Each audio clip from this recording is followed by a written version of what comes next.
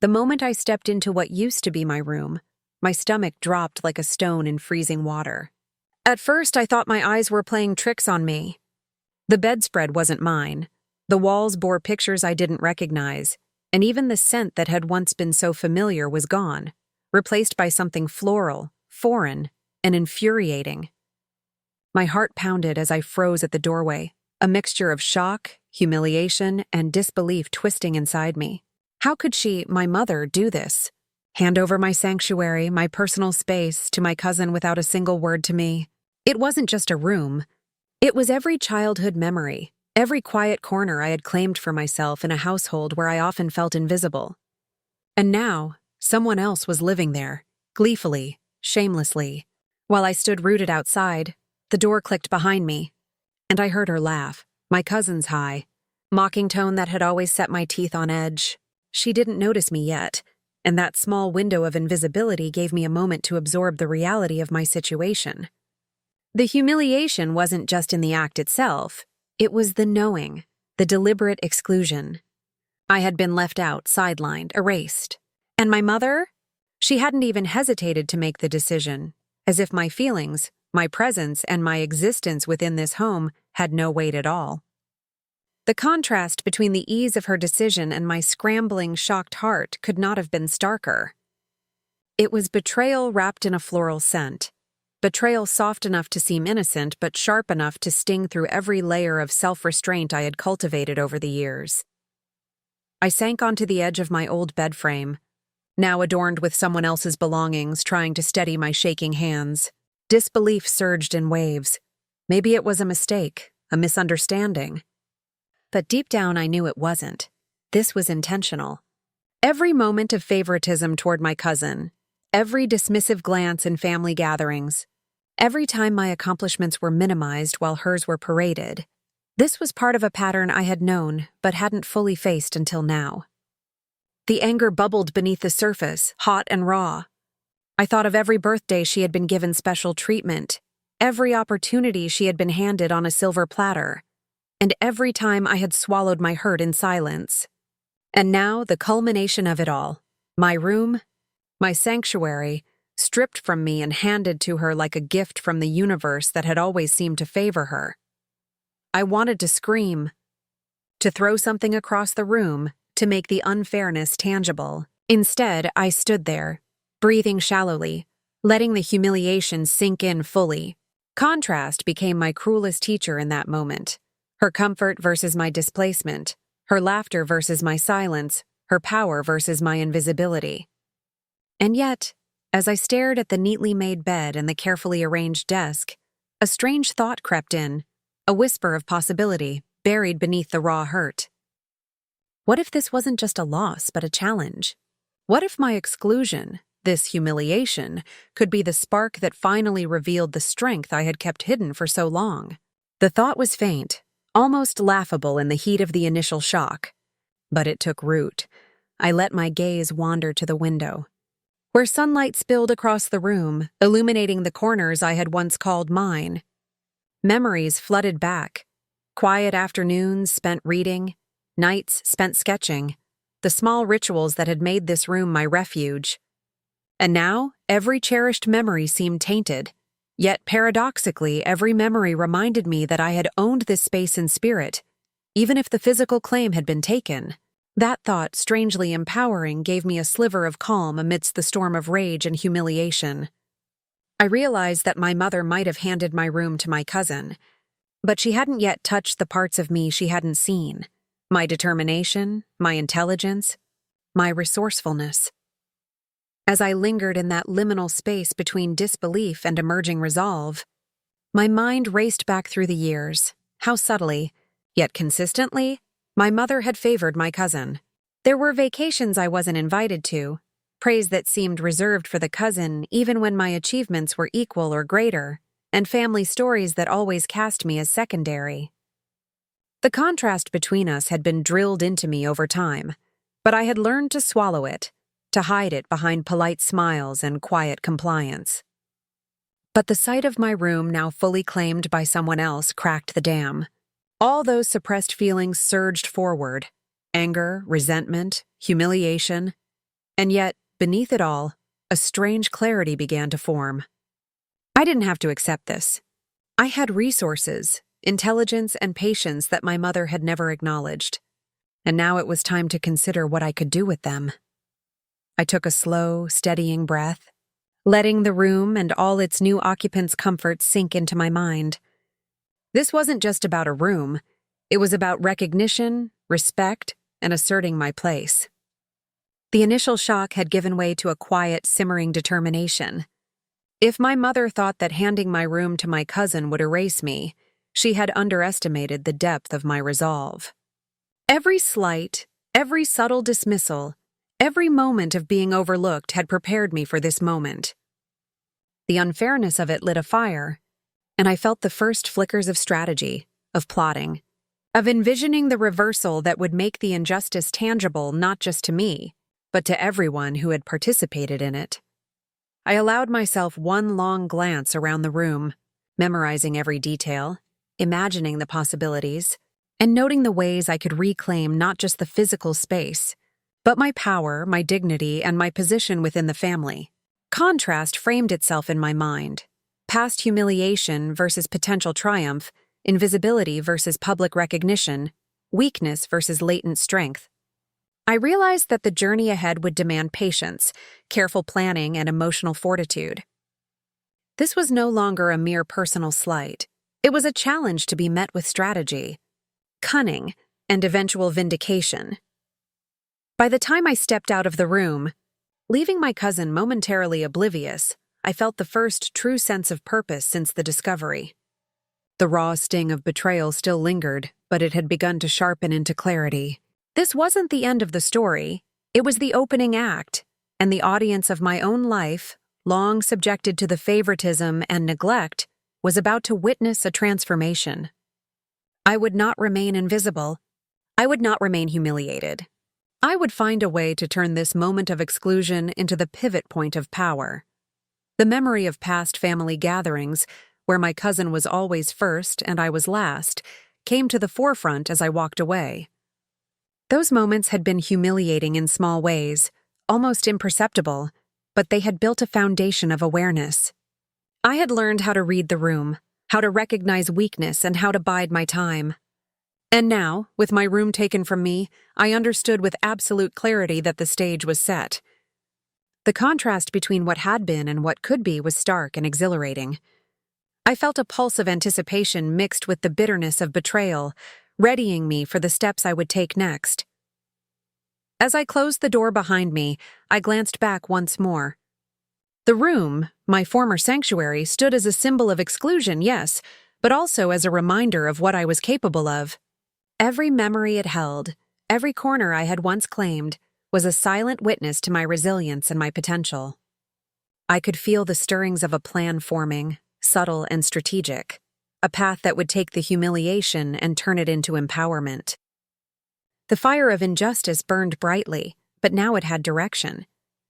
The house was quiet in the early morning, the kind of quiet that seemed almost deliberate, as if the walls themselves were conspiring to keep secrets.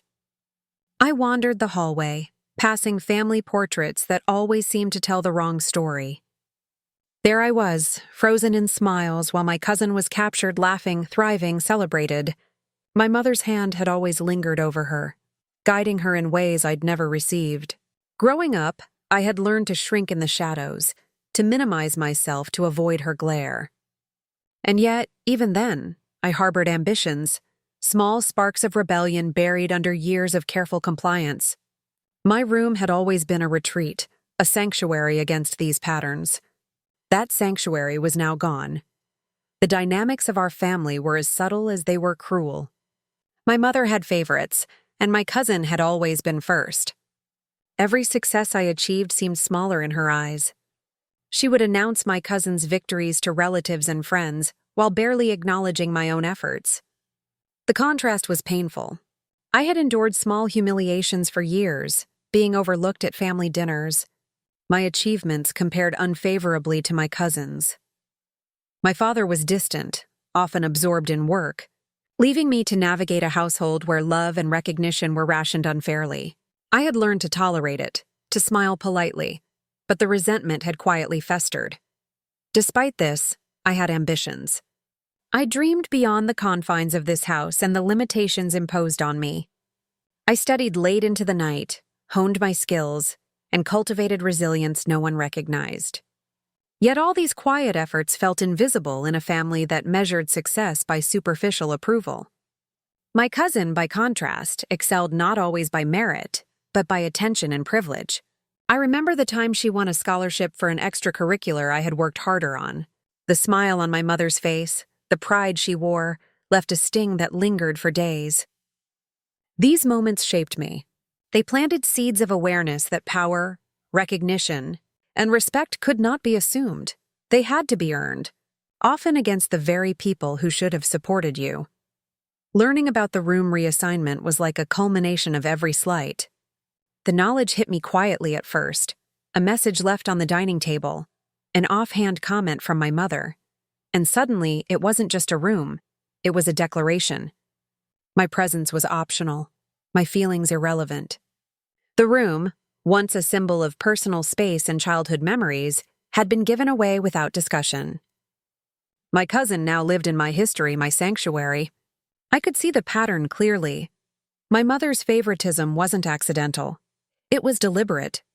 It was a way to assert control, to showcase who mattered in this family, and to reinforce the hierarchy that had always made me feel small. And yet, as the anger and humiliation surged, so did the awareness of my own potential. I had resources, intelligence, and foresight that my mother could not see. I had observed her patterns, understood the family's dynamics, and quietly developed capabilities that might one day allow me to rewrite the story. These realizations were subtle, almost unnoticeable to anyone else. But to me, they represented the first sparks of empowerment. The contrast between my hidden strength and the family's oblivious arrogance was becoming painfully clear. They assumed I was powerless. I was far from it. The memories of my childhood flooded back. Small victories in secret, moments of cleverness unnoticed by anyone but myself. I had navigated every birthday party, every holiday, every family gathering with care, masking my resentment, surviving the favoritism, and learning to read the undercurrents of approval and neglect. These experiences had hardened me without my family realizing it. I had patience, strategy, and observation on my side. For years, they had underestimated me. Now, I felt the quiet pulse of readiness stirring within me, like a coiled spring beneath the surface. Even my father, though distant, had unknowingly provided insight into their behavior. His avoidance of confrontation, his habitual overlooking of small injustices, taught me patience and strategy. I had learned when to act and when to wait. And now, standing on the threshold of my room no longer mine, I realized the stage was set for something different. The humiliation was sharp, yes, but it had clarity. It had direction. I knew without a doubt that I had the capacity to respond in a way that would shift the power entirely. By the time I walked away from the empty room, my mind was racing, not just with anger but with possibilities. I would gather information, I would observe, and I would prepare. The contrast between my perceived weakness and my hidden strengths would be the key. Every slight, every past injustice, every whisper of favoritism would be accounted for. I would not allow this exclusion to define me. The family had taken the room, but they had not yet seen the full measure of what I could do. The day began like any other, but the air felt heavier, charged with an unspoken tension I couldn't yet identify. I had been moving through my morning routine with the same quiet resolve I had honed over the years, acknowledging the habitual dismissals, sidestepping the subtle favoritism, and quietly maintaining my own dignity in the shadow of my mother's and cousin's attentions. I had convinced myself that invisibility was tolerable, a condition I could endure while silently nurturing my strengths. But sometimes even the most patient endurance is shattered by a single revelation. It happened while scrolling through my social media feed. A post appeared. Vacation photos, meticulously curated, showing my mother and cousin at the hotel I had dreamed of visiting for years. Their smiles radiated joy, laughter, and an almost deliberate oblivion of my existence. The caption read, "So excited to share this special getaway with my favorite girl." My cousin's triumphant boast, masking the fact that I was deliberately left out. A chill ran down my spine. Disbelief clawed at my chest, threatening to smother my composure. How could they do this again? How could they plan such a luxurious escape, flaunting it publicly without even a word to me? My first reaction was sheer incredulity. I reread the caption, staring at the images as if they would rearrange themselves to include me. The vacation included every indulgence I had longed for: ocean views, gourmet meals, spa experiences, and private excursions. Each image, each smiling face, each carefully staged moment of happiness was a stark contrast to my exclusion. The humiliation was immediate and piercing. My mother, who had always framed her favoritism as care, now displayed it openly, showing the world who mattered and who did not. My cousin's smug enjoyment was the dagger in the wound, the visible proof that my presence was considered irrelevant. Anger surged, hot and unrelenting. I clenched my fists and tried to breathe, attempting to quell the storm of frustration that threatened to erupt. My mind flashed to previous occasions when I had been similarly dismissed. Family gatherings, holidays, even small celebrations where my achievements were either ignored or credited to others. The pattern was unmistakable, a cruel consistency that now screamed louder than ever. I realized with bitter clarity that this exclusion wasn't an oversight, it was deliberate. The intent was clear: to make me feel invisible, inconsequential, secondary. The contrast was unbearable. My cousin, basking in comfort and approval, represented everything I had been denied: recognition, affection, and the freedom to exist without judgment. Meanwhile, I remained outside the frame, both literally and metaphorically, a spectator to a life of privilege that should have included me. The weight of invisibility pressed against my chest, making each breath shallow, each heartbeat loud in the silence of my room.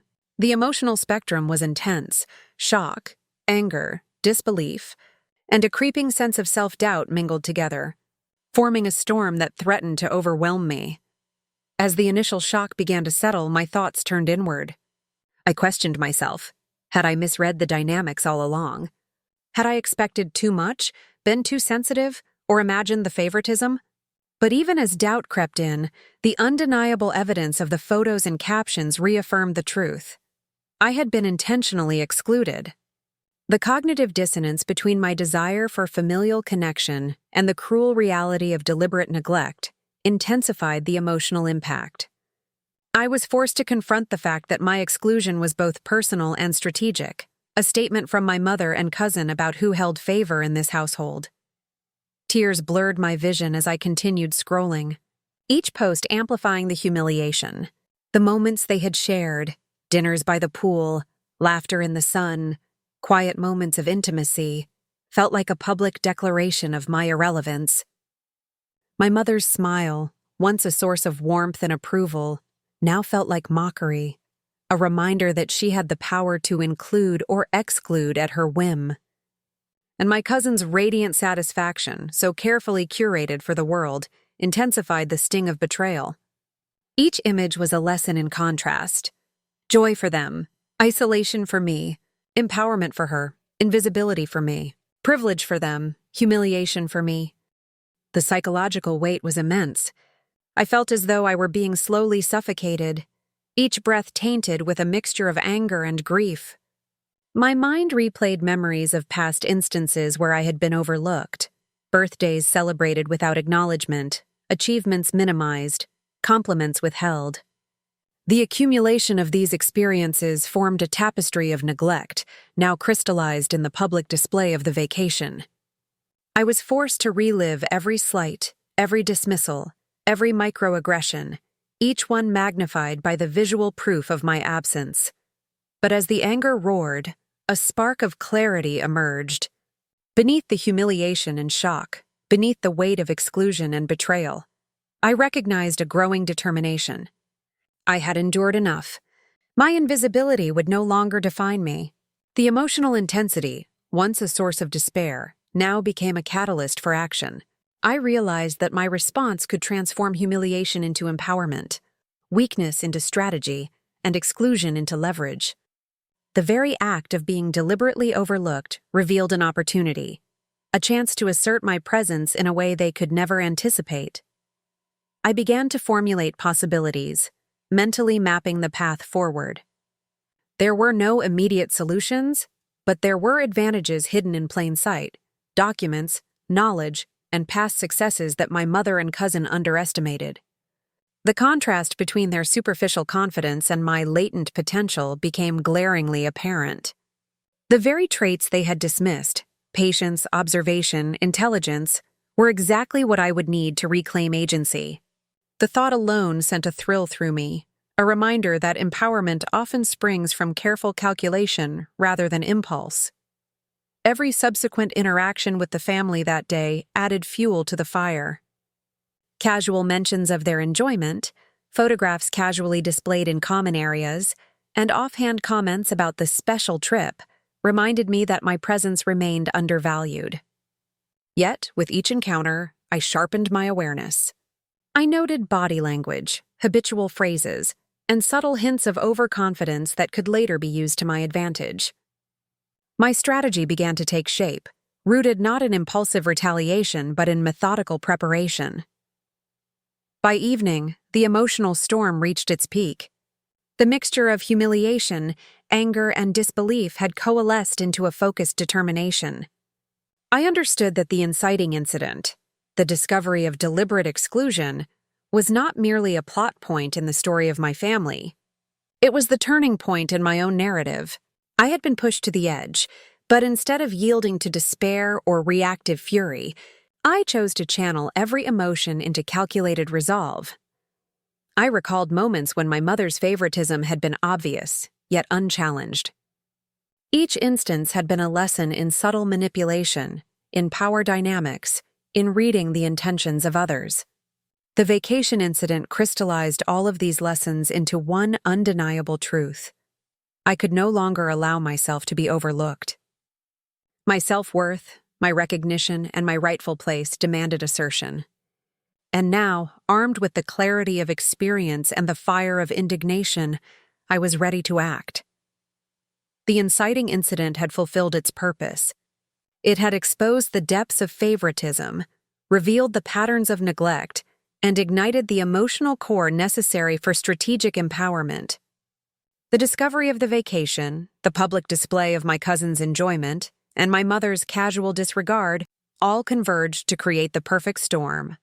I knew in that moment that the next phase, rising conflict, would test my patience, my strategy, and my ability to transform humiliation into decisive action. As I closed my phone, I took a deep, steadying breath. My anger had not dissipated. It had been refined, shaped into purpose. The inciting incident had thrust me into a position where inaction was impossible. I could either remain a passive observer in my own life or step forward, seize agency, and craft the narrative on my terms. The choice was clear, and my resolve solidified. I would respond. I would strategize. I would assert my presence. The morning after discovering the vacation photos, the house felt different, though nothing had changed on the surface. My mother's laughter echoed through the halls, light and carefree, oblivious to the storm brewing inside me. My cousin wandered through the living room, casually boasting about a day at the spa, her every word a subtle reminder that I had been excluded. The contrast between their unrestrained joy and my simmering anger was impossible to ignore. I moved through the space like a ghost, invisible to their casual gloating yet acutely aware of every word, every gesture, every smug glance. The humiliation burned, but it no longer paralyzed me. As I interacted with them, each remark from my mother or cousin felt like a test of my composure. "You should have come along," my mother said casually, her tone suggesting that I was not entitled, that my presence had been optional and insignificant. My cousin chimed in, "Maybe next time if you're lucky." Each comment, designed to belittle and assert dominance, only sharpened my awareness of the household hierarchy. I realized how habitual their dismissals had become, normalized over years of subtle microaggressions. Yet amid the anger and frustration, I began to observe strategically.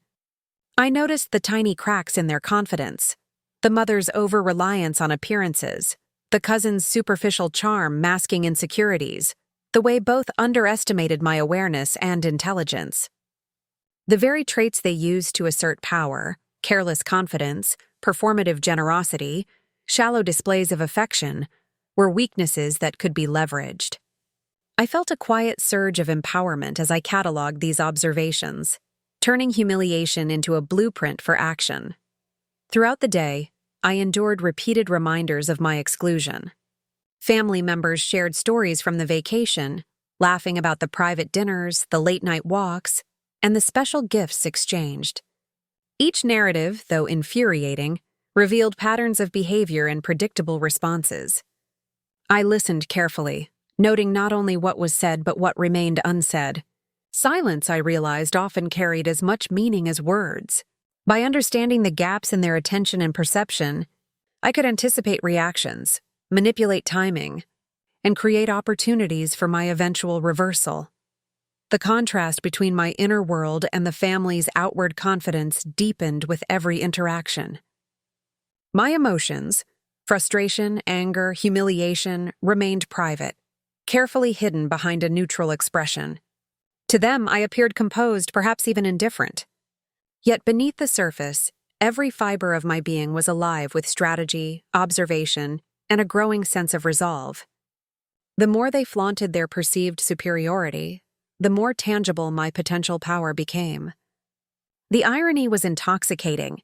Their confidence and joy, intended to undermine me, was fueling the meticulous planning of my eventual empowerment. Small incidents throughout the day magnified the tension. I overheard my mother praising the cousin's grace under pressure and maturity, words that implicitly devalued me. In another instance, my cousin casually rearranged objects in my old room, now hers, as if asserting ownership, her movements deliberate and mocking. Each action was designed to provoke a reaction, to assert dominance, and to reinforce the hierarchy I had long endured. And yet, each act became a tool in my mind. I cataloged everything, the gestures, the tone, the timing, and mentally rehearsed responses that would later dismantle their assumptions. As evening approached, the psychological pressure became almost unbearable. The home, once a familiar space, felt like a stage where my exclusion was being performed daily. The microaggressions, once minor irritations, had escalated into a barrage of humiliation. And yet, rather than breaking me, the intensity of these experiences strengthened my resolve. I understood that rising conflict was not only external but internal, a battle between the anger and humiliation I felt and the calm, strategic mindset I was cultivating. The key to empowerment lay not in immediate retaliation, but in measured, precise action. The next few days followed a similar rhythm. Each family interaction, every casual comment, and every display of the cousin's perceived advantage served to heighten my awareness and deepen the contrast framing. Their superficial confidence versus my latent capability, their joy versus my controlled determination.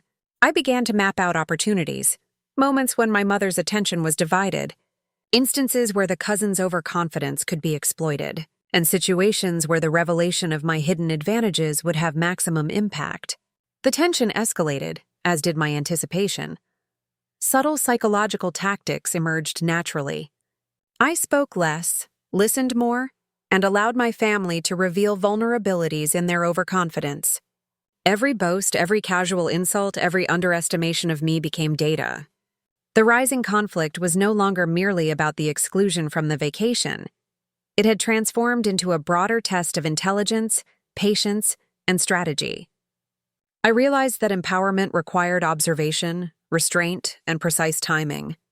The emotional buildup fueled my creativity, turning humiliation into a strategic asset. One evening, the cousin invited friends over, showing off souvenirs and recounting stories from the vacation in front of a small audience. My mother laughed along, reinforcing her favoritism. I felt the familiar sting of invisibility, yet I resisted any impulsive reaction. Instead, I made mental notes. Which behaviors drew approval? Which remarks elicited laughter? And which moments revealed overconfidence? Each observation added depth to my understanding of the household dynamics and further clarified the steps I would need to take in my eventual reversal. Despite the rising tension, there were moments of reflection that strengthened my resolve. I recalled past achievements overlooked or minimized by the family, accomplishments that demonstrated my capability, intelligence, and resilience. The contrast between my history and their perception of me illuminated a central truth. They had underestimated me for too long. This realization fueled a quiet confidence. Rising conflict, I understood, was not merely about enduring humiliation. It was about preparing the stage for empowerment, ensuring that when the time came, the revelation would be undeniable and inescapable. The psychological pressure reached new heights when my mother announced plans for another family event, explicitly excluding me yet framing it as an opportunity for the cousin to shine. The audacity ignited a mix of fury and clarity. I realized that my next steps had to be deliberate, that impulsive action could undermine the impact of my eventual reversal. The emotional tension, though intense, became a tool. It sharpened my focus, honed my strategy, and clarified the contrast between my calm determination and their superficial arrogance. By the end of the week, the household had unwittingly set the stage for my eventual empowerment. Their repeated flaunting of privilege, their overt favoritism, and their subtle insults had created a predictable rhythm. The rising conflict, now fully established, was a series of interconnected moments highlighting contrast, exclusion versus latent power, superficial joy versus strategic awareness, overconfidence versus calculated observation.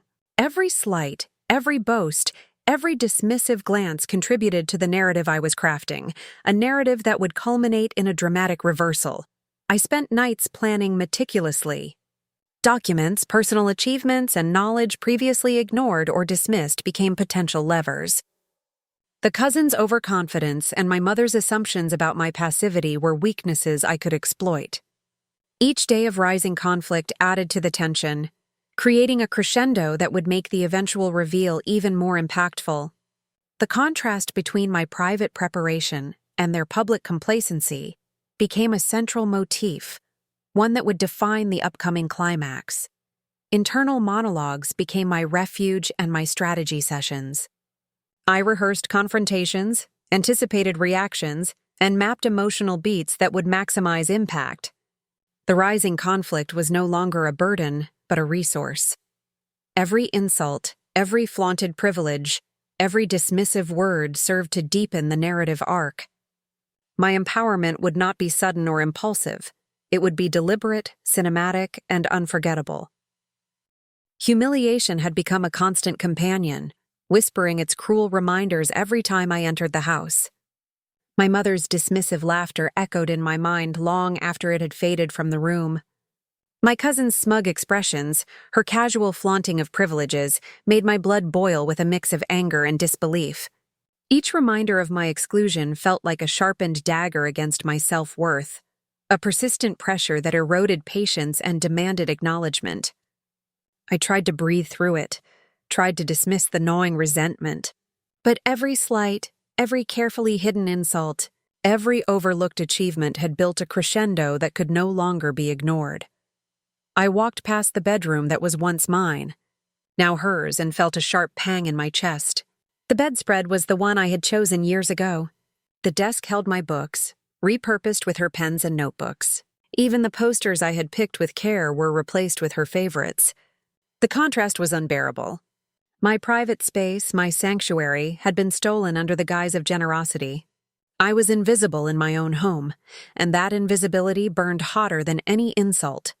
Tears of frustration threatened to spill, mingling with the searing heat of rage. It wasn't a single moment of betrayal that had led me here. It was the accumulation. The years of subtle favoritism, the quiet, suffocating reminders that my existence, my efforts, my very presence were secondary.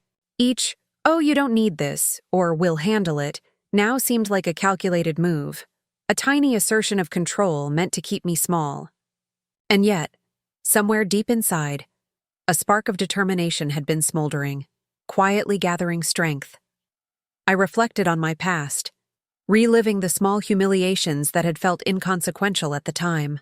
The family gatherings where my opinions were dismissed, the vacations where my sister was celebrated while I faded into the background, the compliments that never came my way, it all became fuel for the fire within me.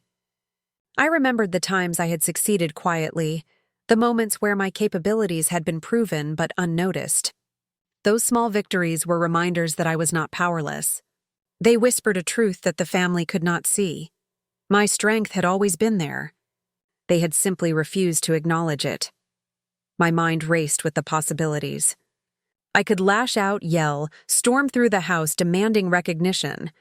But that would be reactive, messy, and ultimately satisfying only momentarily.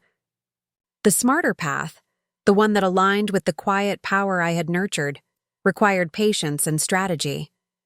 I had the means, the leverage, the hidden advantage that they could never anticipate. The documents proving my legal claim to the room, the memories of past achievements, the knowledge of their underestimations, all were tools waiting for deployment. My resolve strengthened with each thought, each calculation.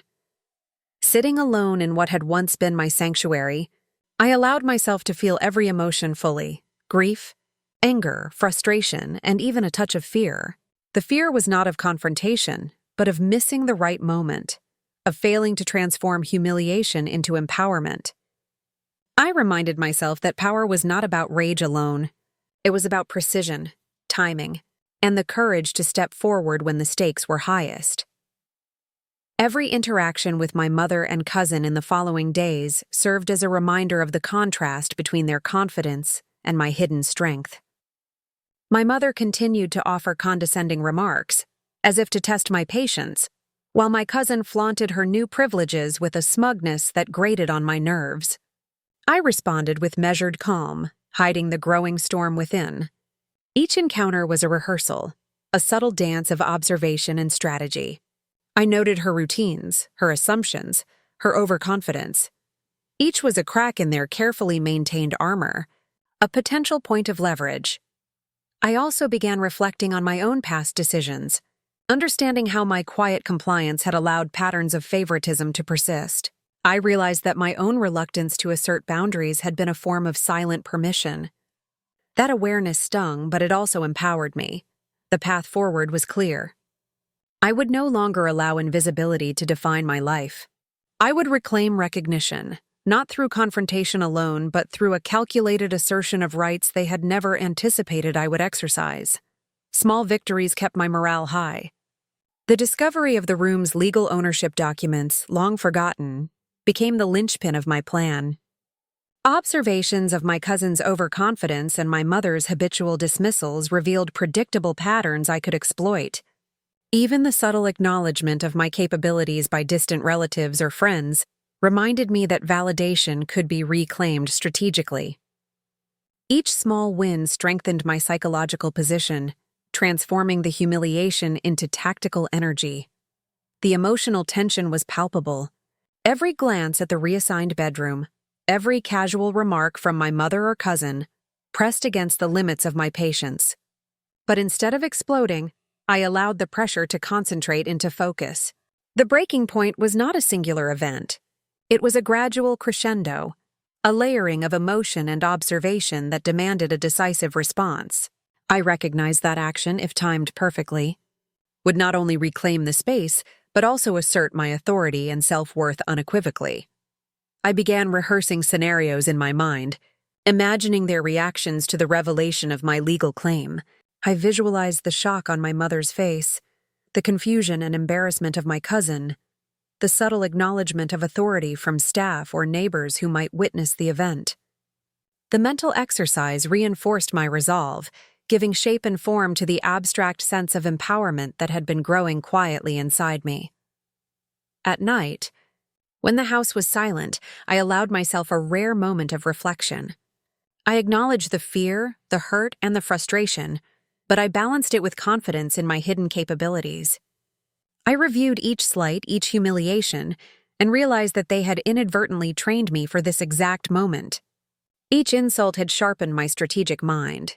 Each exclusion had honed my patience. I was ready. The emotional storm reached a climax of introspection. I understood that this breaking point was not just about the room. It was about years of unacknowledged effort, about reclaiming dignity, about demonstrating that invisibility could be transformed into undeniable authority. I felt the raw power of self-recognition surging through me, intertwining with the anger and humiliation, until they became instruments of deliberate action rather than chaos. Finally, clarity emerged. I would not react impulsively. I would act strategically. I would confront the injustice, not with blind rage, but with the calculated revelation of my hidden advantage. The moment for empowerment had arrived. My mind was resolute, my intentions unshakable, and my patience tempered by experience. I was ready to shift the balance irrevocably in my favor. By the end of this internal crescendo, I had made a clear, decisive decision. I would leverage the documents proving my ownership, assert my rightful place, and transform humiliation into authority. The emotional storm had not weakened me. It had crystallized my resolve. Every memory of neglect, favoritism, and subtle belittlement had become fuel for a precise, unstoppable response. I was no longer the overlooked, invisible family member. I was the one who held the power to rewrite the story. The morning sunlight filtered through the half-open curtains, spilling across the room that had once been mine, now claimed by my cousin. It should have felt suffocating, but instead it felt electrifying. Today, the power dynamic was about to shift, though they had no idea. As I walked through the hallway, past my mother chatting casually with neighbors about the cousin's well-deserved success, a quiet smile tugged at the corners of my lips. Years of humiliation, exclusion, and disregard had led to this precise moment. I held in my hands what they could never have imagined: a document, a legal deed proving that the room, the house, and the privileges associated with it had always been my property. The truth was mine to wield. I paused in the doorway of the living room, observing their oblivious chatter. My mother's laughter, so familiar, was now almost grating, the smug pride on my cousin's face an invitation. Each word they spoke about the generosity and kindness that allowed the cousin to occupy the room was a silent admission of their overconfidence. And that overconfidence would be their undoing. I stepped into the room with deliberate calm, each movement measured, each glance purposeful. The casual smiles froze as they registered my presence. "Good morning," I said, voice steady, carrying authority in a way it never had before. "I see you've been enjoying my room." My mother's laughter caught in her throat. My cousin's eyes widened, her smug grin faltering. The energy shifted instantly. The contrast was palpable, their arrogance, once unchallenged, now confronted by my quiet, undeniable authority. I reached into my bag and placed the document on the table. "This," I continued, holding the deed high enough for both of them to see, "has always been mine." The words landed like a hammer. My mother stammered, searching for a response, but none came. My cousin blinked rapidly, attempting to process the revelation. Every ounce of composure they had relied upon crumbled under the weight of truth. The household staff, who had watched from the sidelines, exchanged glances of disbelief. The once invisible presence in their lives had become the undeniable authority. I let a moment pass, allowing the shock to settle in fully. Silence filled the room, punctuated only by the subtle sounds of my breathing. I could see it in their expressions, the mixture of shame, panic, and disbelief. Every boast, every insult, every dismissive remark they had made over the years suddenly seemed hollow and meaningless. The contrast between their past dominance and my present empowerment was sharp and unmistakable. "You've enjoyed privileges that were never yours to claim," I said. Voice calm but firm, each word weighted with years of suppressed frustration. "Yet you assumed I would remain silent, invisible, and powerless." My mother's eyes welled with tears, not tears of understanding, but of shock and humiliation. My cousin's face had drained of color, her bravado replaced by an unsteady uncertainty. I could see the realization dawning. They had underestimated me, misjudged me, and ignored the capabilities I had quietly nurtured for years. The staff, now fully aware of the truth, began to treat me with newfound respect. Every nod, every deferential glance reinforced the power shift. My mother attempted to speak, to justify, to claim ignorance, but the words faltered as she faced the undeniable evidence. The cousin opened her mouth to protest, but the deed had sealed the truth. No argument could override the legal reality. Empowerment, once a distant hope, had manifested into a tangible, unassailable reality. I paced slowly through the room, observing the subtle gestures of defeat. My mother, who had wielded authority with casual cruelty, now shrank under its weight. My cousin, who had flaunted temporary dominance, now faced the reality of true ownership. Contrast framed every motion, every glance, every faltering word. Years of exclusion and humiliation were being reversed, and the psychological impact was profound.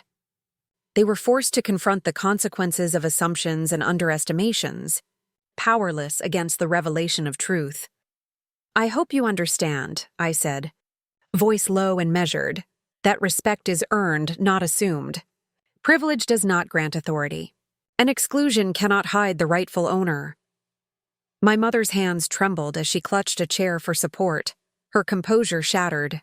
My cousin's attempts to maintain dignity faltered with each passing second. The silence that followed was heavy, loaded with awareness, regret, and shock. The household had shifted irreversibly. The invisible presence had become the center of power. I watched carefully, knowing that every emotional response, every attempt at rationalization, only reinforced the impact.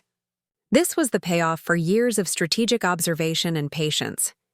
The contrast between humiliation and empowerment, between arrogance and authority, was no longer theoretical. It was manifested in every reaction, every gesture, every flicker of disbelief. Then, in a final act of psychological closure, I added, "I hope this helps you remember that underestimating someone comes with consequences. Let this be a lesson, not just for you, but for anyone who believes dominance is permanent." The weight of my words settled over the room like a cloak, heavy and undeniable. My mother's gaze dropped to the floor. My cousin's shoulders slumped. The once comfortable hierarchy had crumbled completely. Even the staff, once polite but distant, now treated me with overt respect. Small smiles, subtle acknowledgments, and deferential gestures reinforced the shift. I had not only reclaimed what was mine, but I had also asserted a psychological dominance that no words could undo. The twist, the secret, the revelation, each element played out exactly as I had imagined during months of observation and planning. Every humiliation I had endured, every slight ignored, had led to this moment of unassailable empowerment. By the end of the morning, the atmosphere in the house had transformed entirely. Where there had been laughter at my expense, there was now stunned silence. Where there had been smug confidence, there was hesitancy and caution. Where there had been ignorance of my capabilities, there was now clear recognition of power and authority. The stage was fully set for the climactic confrontation, where emotions would peak and the psychological victory would be publicly acknowledged. The atmosphere in the house was electric, charged with tension as every eye fixed on me. My mother, who had once ruled with casual dominance, now seemed unsure of where to stand, her fingers twisting nervously. My cousin, usually so brazen and unshakable, was pale and hesitant, her voice faltering as she tried to reclaim some dignity. The room that had been a symbol of exclusion and humiliation was now the epicenter of my authority. Every step I took across the polished floor reinforced the power shift. Every glance I gave carried years of pent-up frustration, and now unmistakable control. "I think it's time we discussed boundaries," I said calmly, deliberately letting the words hang in the air. My mother's lips parted, as though to protest, but no sound came out. My cousin fidgeted, glancing at the staff, who now watched with wide eyes, acknowledging my newfound position. Contrast framed every movement, their panic and desperation versus my measured, confident calm. The reversal was not just legal or symbolic, it was psychological. and they felt the weight of every suppressed slight they had ever committed against me. "You've made assumptions about my patience and my tolerance," I continued, each syllable deliberate, "that were completely wrong. And now you're faced with the consequences." The words were simple but carried a heavy emotional charge. Years of favoritism, humiliation, and exclusion had built up like a dam, and now the water surged forward, unstoppable. My mother's hands trembled as she gripped the edge of the dining table. My cousin's posture slumped, a physical surrender to the reality I had imposed. "Mom, you thought giving away my room was harmless?" I said, my voice steady but edged with steel. But it wasn't just about the room. It was about acknowledgement, respect, and recognition for who I am, and who I have always been. My mother's eyes flickered, guilt flashing briefly but masked by instinctive defensiveness. "And you, cousin? You enjoyed privileges at my expense, believing arrogance could shield you from reality. That arrogance ends here." The staff shifted uncomfortably, their eyes darting between us. They had witnessed years of the subtle power imbalances, and now they saw them reversed so dramatically it was almost cinematic. Each detail of their past smugness, the casual laughter, the dismissive gestures, the flaunting of privileges, was magnified against my calm presence. I could feel their mental walls collapsing, their carefully constructed confidence unraveling under the weight of truth. "You assumed I wouldn't notice," I said, pacing deliberately, "that I wouldn't plan, that I would continue to endure being invisible while you thrived in my place. But every slight, every injustice only strengthened me. And now, the game has changed." My mother's mouth opened and closed, trying to find words, but the legal deed on the table, my indisputable ownership, spoke louder than any argument she could muster. My cousin glanced down at the floor, shame and disbelief mingling on her face. I paused, letting the tension stretch, letting them absorb the full magnitude of the shift. Then, softly, almost conversationally, I added, "Power isn't inherited or assumed. It's claimed, nurtured, and defended. And I've claimed mine." The words landed with a subtle, undeniable force. The contrast was stark. The family's panic, regret, and vulnerability versus my composed, controlled, and empowered presence. It was a visual, psychological reversal that left everyone momentarily frozen. Then came the confrontation proper. My mother, finally finding her voice, tried to justify herself. I thought it would make cousin happy," she stammered, her tone trembling. "I didn't mean to hurt you." Her attempts at rationalization were met with a quiet but firm interruption. "Intent doesn't erase impact," I said. "And it doesn't erase the truth. Your actions, deliberate or not, have consequences." My mother's gaze dropped, unable to meet mine. The staff shifted, witnessing this unprecedented reversal in authority and emotional power.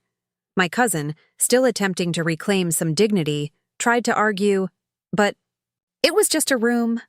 I shook my head, the calm intensity in my eyes freezing her in place. "No, it was never just a room. It was a symbol, a statement, a reflection of who was valued and who was ignored. You misunderstood your place and underestimated mine." Her shoulders sagged. The weight of recognition and humiliation became tangible.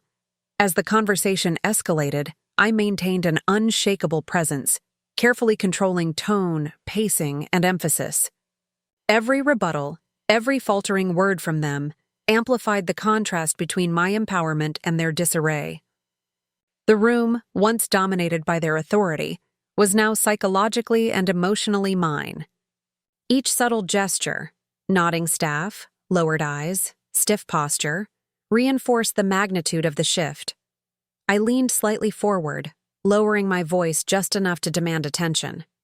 "Let this be a lesson," I said, "that respect cannot be bought, inherited, or assumed. It is earned, and I have earned it every step of the way. You cannot erase my worth or my rights, nor can you silence what is rightfully mine." The intensity of the moment made time feel elastic, stretching every reaction, every faltering expression into a study of human emotion under confrontation. The crescendo reached its peak when my mother, almost whispering, finally admitted, I didn't realize how much you had done, how much you've endured. Her admission was incomplete, but it was enough. Enough to acknowledge my power, enough to contrast her prior dominance with current vulnerability. My cousin remained silent, shame and disbelief etched deeply on her face, an unspoken acknowledgement of defeat. By now, the psychological shift was undeniable. What had been humiliation and neglect for me was now visible for all to see reversed. Every microaggression, every overlooked effort, every act of exclusion had been inverted into empowerment, presence, and authority. The confrontation was not just verbal, it was symbolic. A full-circle demonstration of resilience, intelligence, and patience. I allowed a final pause, letting the room feel the weight of every past slight and every present triumph. Then I spoke once more, soft yet cutting. This isn't vengeance for its own sake. It's recognition, it's balance, and it's a reminder that underestimating someone has consequences. Let this moment remain with you. The words settled, heavy and undeniable, as the room exhaled collectively. My mother slumped into a chair, my cousin lowered her gaze, and even the staff felt the gravity of what had just occurred. In this climactic confrontation, contrast framed every interaction: arrogance versus humility, past dominance versus present authority, exclusion versus empowerment. Every detail, every pause, every glance underscored the psychological reversal. The family had faced the full weight of their assumptions, and I had emerged calm, empowered, and unshakable. After the confrontation, a heavy silence lingered in the house, almost tangible, like the air itself had absorbed the weight of what had just occurred.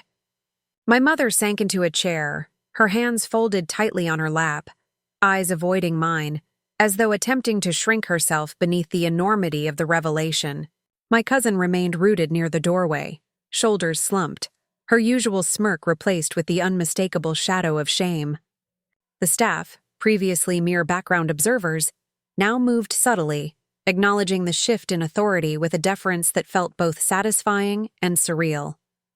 Every glance, every subtle movement in the room reinforced the new hierarchy, one that I had painstakingly, patiently, and strategically claimed. The initial moments were quiet, almost fragile, like the first breath after a storm. The family seemed to struggle internally, processing not just the events that had just transpired, but the years of misjudgment, favoritism, and microaggressions that had culminated in this single moment of revelation. My mother's mind raced, likely reviewing every instance where she had overlooked, dismissed, or marginalized me, now realizing the full weight of her actions. My cousin, on the other hand, grappled with an abrupt inversion of fortune. Privileges she had always assumed were guaranteed were now stripped away by truth and legal certainty. He allowed a long pause, letting the silence do its work. It was a calculated pause, an opportunity for them to internalize the contrast between their past dominance and current vulnerability. Then, with calm authority, I addressed the room. "This isn't about punishment or resentment," I said, my voice steady but resonant with gravity. "It's about recognition, fairness, and acknowledgement. What was once hidden, disregarded, or underestimated has been restored. It is a matter of respect, something that cannot be bought, assumed, or manipulated." Their reactions were immediate yet subtle. My mother's hands shook slightly as she gripped the edge of the chair, trying to ground herself against the sudden onslaught of clarity and guilt. My cousin's eyes flickered toward me, the flicker of defiance fading into the stark realization of her misjudgment. Every small movement, the stiffening of shoulders, the hesitant lowering of her gaze, underscored the dramatic reversal of power. Contrast framing was evident in every gesture. Humiliation had replaced arrogance, reflection had replaced ignorance, and empowerment now radiated from me in every carefully controlled motion. As the room adjusted to the new equilibrium, I took the time to reaffirm my boundaries and expectations. "From this moment on," I continued, "the rules are clear. Respect is not optional. Inclusion is not negotiable. And acknowledgement is not discretionary. I will no longer be invisible, disregarded, or undermined." Each word was deliberate, a combination of firmness and composure that reinforced my authority. The family's responses were subtle but telling. The lowered eyes, the slight nods, the half-uttered murmurs of compliance. They understood on both an emotional and intellectual level that the dynamic had shifted irreversibly. In the days that followed, small but significant changes began to manifest. My mother, initially defensive and withdrawn, started tentative gestures of reconciliation, though filtered through the lens of self-awareness and lingering guilt. She attempted to acknowledge past favoritism, though her words often came haltingly, revealing the internal struggle between pride and regret. My cousin, meanwhile, displayed a more complex range of emotions: embarrassment, frustration, and a grudging respect for the strategic precision with which I had reclaimed my rights. The psychological contrast between past privilege and present accountability was apparent in every interaction. Beyond the immediate household, my position and authority extended to others who had previously observed the family dynamics: neighbors, extended relatives, and even the household staff. The subtle shift in perception was palpable. Where once my mother's decisions had been unquestioned, now the legitimacy of my influence and judgment was recognized. Where once my cousin's smugness had been tolerated, it now met a quiet but firm boundary. Each observation, each acknowledgement from others, reinforced the reality of empowerment and restitution. Throughout this period, I also focused on internal validation and reflection. Empowerment was not solely external. It was anchored in my self-awareness, strategic foresight, and resilience. I journaled, meditated, and consciously reinforced the lessons learned from past humiliation and exclusion. These practices were not just coping mechanisms. They were tools for maintaining clarity and ensuring that future interactions would not replicate the errors of the past. Contrast framing within my personal reflections was equally vivid. Memories of helplessness and invisibility highlighted the magnitude of my current strength and control. The emotional arc naturally progressed from confrontation to reflection, each stage deepening the sense of closure and growth. By actively observing and mentally cataloging the family's responses, I reinforced the psychological lessons. Power, respect, and recognition are earned through strategy, patience, and the courage to confront injustice. Subtle victories, acknowledgement from previously dismissive relatives, expressions of surprise at my composure, and recognition of my strategic planning served as validation, confirming that the reversal of roles had not only succeeded, but resonated on a deeper, enduring level. Social dynamics within the household also evolved. Casual conversations, once dominated by my mother's authority and my cousin's assumed dominance, began to include my voice. Decisions about shared spaces, familial obligations, and even simple day-to-day interactions reflected my influence. The contrast between past subjugation and present authority created a renewed equilibrium, one grounded in fairness and respect rather than fear or favoritism. Each interaction became a microcosm of the larger reversal, a living testament to the efficacy of patience, strategy, and empowerment. The days following the resolution felt surreal, as though life had shifted on an unseen axis. The house, once a theater of favoritism, subtle humiliation, and constant tension, now carried a quiet acknowledgement of my presence and authority. Each morning, the sunlight seemed to hit differently, illuminating corners of rooms that had long felt closed off, not just physically, but emotionally. In the simplest moments, walking past my mother in the kitchen, hearing my cousin's hesitant greeting, the change was tangible. There was no grand proclamation, no dramatic announcement. Instead, a subtle, pervasive recognition had taken root. The family now saw me not as invisible or secondary, but as someone whose presence and voice could not be dismissed or ignored. Reflection was inevitable. I revisited every memory of exclusion, every moment when subtle microaggressions or blatant favoritism had chipped away at my self-worth. Each recollection, once a source of pain, now offered clarity. The contrast between past humiliation and present empowerment was vivid, almost cinematic. I could see the invisible chains that had held me back and recognize how my patience, Intelligence and quiet strategy had broken them. The psychological satisfaction of this realization was immense. I had not merely responded to injustice, I had mastered it. In these moments of introspection, I thought deeply about the patterns that had shaped my life. The favoritism toward my cousin, the dismissive laughter of my mother, and the subtle undermining that had gone unnoticed by outsiders. All of these were part of a larger tapestry of imbalance. Understanding this pattern allowed me to appreciate the strategic choices I had made, observing without reacting hastily, noting vulnerabilities without appearing predatory, and ultimately timing my revelation to achieve maximum impact. The careful orchestration, the patience in waiting for the precise moment to act, highlighted not just my resilience but also my strategic foresight. It was important to recognize that empowerment was as much internal as it was external. While my mother and cousin were now forced to confront reality, the real triumph lay in my own psychological transformation. I no longer felt the sting of exclusion because I had anticipated, planned, and acted. The power of foresight and the clarity of self-worth became daily companions.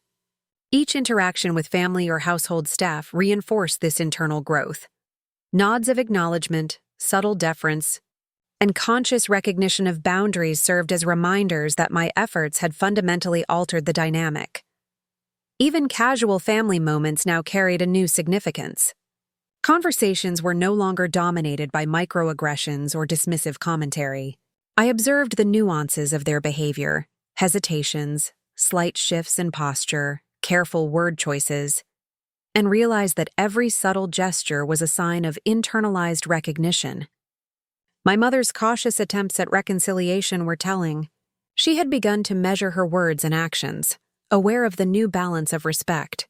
My cousin's initial embarrassment evolved into a tentative curiosity, and eventually, a begrudging acknowledgement of my intelligence and composure. In quiet moments alone, I reflected on the emotional journey itself. The cycle of humiliation, internalized frustration, and eventual action had been transformative. The process of enduring, observing, planning, and ultimately reclaiming power created a profound sense of personal growth. I recognized the importance of maintaining emotional balance, even in the face of repeated provocations or systemic favoritism. These lessons were not theoretical, they were practical, lived experiences that strengthened both my strategic thinking and emotional resilience. There was also a broader understanding of relationships and family dynamics. Favoritism, exclusion, and subtle manipulations had been normalized in ways that often go unnoticed. By confronting these issues head-on, I not only corrected the immediate imbalance but also established a precedent for future interactions. Boundaries were now clearly defined, respect was demanded and reinforced, and the silent rules of engagement had shifted irrevocably. The aftermath of the revelation was not only about immediate consequences, it was about reshaping the long-term narrative of family dynamics. The reflective process also allowed for a measure of compassion. While anger and humiliation had driven the initial actions, understanding the family's limitations, ignorance, ingrained habits, or emotional immaturity added nuance to my perspective. The empowerment achieved was thus balanced. It was firm, assertive, and uncompromising in boundaries, but not vengeful. This duality, strength without malice, reinforced the audience's sense of catharsis and relatability, showing that strategic empowerment can coexist with personal integrity and empathy. I also recognized the importance of documenting and processing these experiences, journaling, reflecting on each interaction, and analyzing both my reactions and the family's responses created a feedback loop that reinforced strategic thinking. Each victory, each acknowledgement, and even each subtle challenge became data points for understanding dynamics, predicting behavior, and maintaining control over future interactions. The narrative of empowerment was not static. It was dynamic, evolving with each day, conversation, and observation. As the initial shock of revelation faded, small but meaningful rituals emerged. Shared meals, household decisions, and even casual greetings now carried a new weight. I noticed the subtle deference in the tone of voice, the careful phrasing of requests, and the slight pauses before speaking, signs that the family had internalized the new balance of authority. These micro-interactions, though understated, served as powerful affirmations of the psychological shift. Contrast framing was visible in every gesture, from previous dominance to current respect, from past exclusion to present acknowledgement, and from internalized frustration to outward confidence. The journey of reflection also highlighted the importance of continued vigilance. Power dynamics are never static, and maintaining authority required consistent awareness, strategic engagement, and emotional intelligence. I embraced this responsibility, not as a burden but as an affirmation of my agency and capability. By integrating the lessons of past humiliation with the clarity of present empowerment, I cultivated a sustainable framework for navigating future challenges, ensuring that the reversal of fortune was not temporary, but enduring. In the quiet of my own room, once again my private sanctuary, I marveled at the transformation. The space that had been a site of exclusion and resentment was now filled with a sense of control, clarity, and achievement. The journey from invisibility to acknowledged authority, from humiliation to strategic empowerment, was complete. Yet reflection reminded me that growth is ongoing. Each day presented opportunities to reinforce lessons, assert boundaries, and refine strategic thinking. The narrative was no longer just about confrontation, it was about sustained empowerment and self-mastery. As the final echoes of confrontation faded into memory, I stood in my room, the space once denied to me, now a sanctuary reclaimed through patience, strategy, and self-worth. The air felt different, charged with a quiet, affirming energy that had once been absent. Every object in the room, every detail, seemed to symbolize not just victory, but personal transformation. It wasn't merely about reclaiming a physical space. It was about establishing boundaries, asserting dignity, and embodying the power I had long held within, but had been overshadowed by favoritism and neglect. In these moments of quiet triumph, I realized that the most profound victories are not always loud or public. They are internal, deliberate, and deeply resonant. Reflecting on the journey, I understood that every slight, every dismissive word, every act of exclusion had been a catalyst for growth. The humiliation that once threatened to diminish my sense of self had become a crucible, forging resilience, strategic thinking, and emotional intelligence.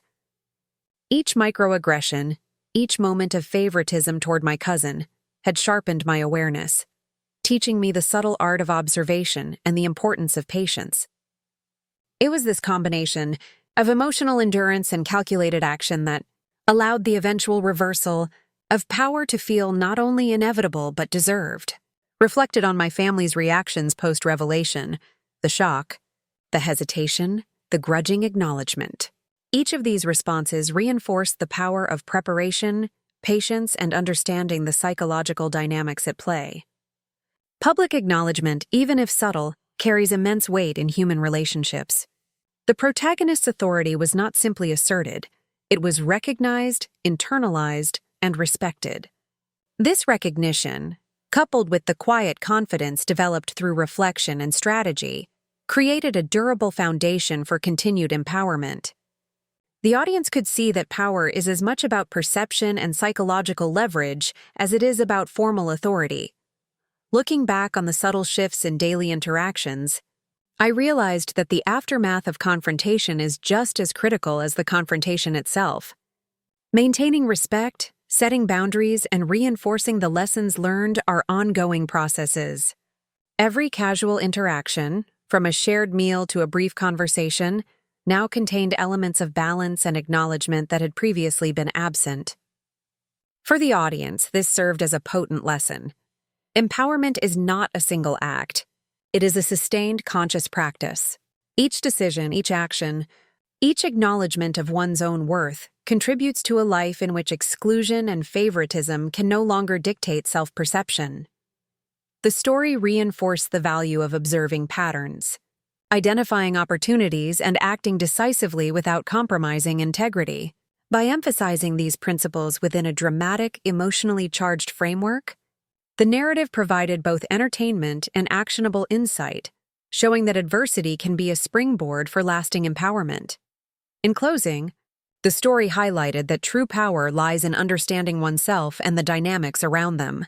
The lessons drawn from humiliation and exclusion are tools for growth, not sources of bitterness. By navigating adversity with patience, intelligence, and emotional awareness, one can achieve recognition, respect, and fulfillment. This narrative arc, carefully constructed for maximum emotional and psychological impact, left viewers with a sense of completion, reflection, and motivation to apply these lessons in their own lives. Every subtle victory, every acknowledgement of authority, and every assertion of self-worth reinforced the message. Even in environments rife with favoritism and neglect, transformation is possible. The story lingered not as a tale of revenge, but as a testament to resilience, strategy, and personal growth. What would you do if this happened to you? Comment below, I'm curious to hear your thoughts. Thank you for watching. If you like this video, don't forget to click the like button and subscribe for more. See you in the next video.